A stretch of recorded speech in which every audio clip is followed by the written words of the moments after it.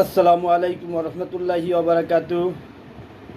সুধী শ্রোতামণ্ডলী, দুইটি বিষয়ের উপর আলোচনা করার জন্য আজ আপনাদের মাঝে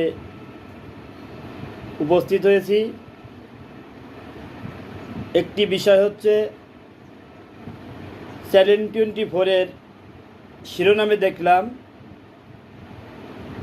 শিশুকে চিকিৎসা দেওয়ার জন্য মেডিকেলে গিয়েছিলেন মা। মেডিকেলে মাকে গণদর্শন করা হয়েছে। এবং আরেকটি দেখলাম গাজীপুরের কাপাসিয়ার দিকে সন্তানকে স্কুল থেকে নিয়ে বাড়ি ফিরছিলেন মা। মার সামনে থেকে সন্তানকে ছিনিয়ে নেওয়া হয়েছে।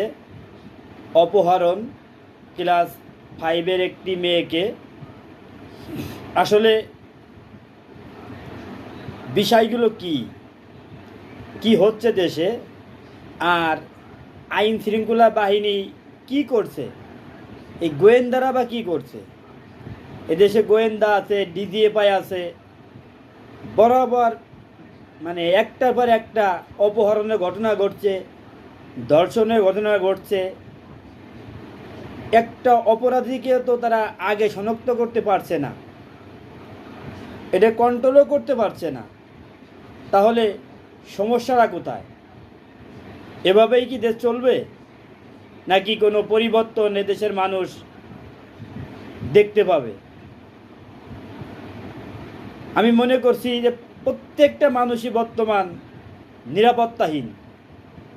কারোর জীবনেই নিরাপত্তা নাই আমার মনে হয় না। একমাত্র যারা পুলিশ নিয়ে, প্রোটোকল নিয়ে চলাফেরা করছে, তারা ছাড়া নিরাপত্তা আমি কাউকেই দেখি না। পাগলের জায়গা নিরাপদ নাই।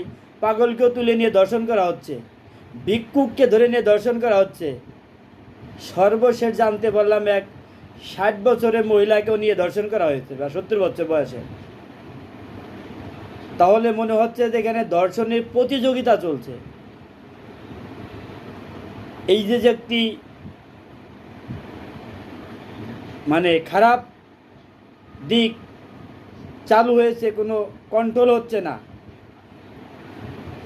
জানি না আরও কত মেয়ের ইজ্জত দিতে হবে আর এই দর্শনের শিকার হতে হবে, সেটা একমাত্র উপর আল্লাহই ভালো জানেন। তবে এই ঘৃণিত কাজ যারা করছে তাদেরকে চিহ্নিত করে অবশ্যই যেন বর্তমান সরকার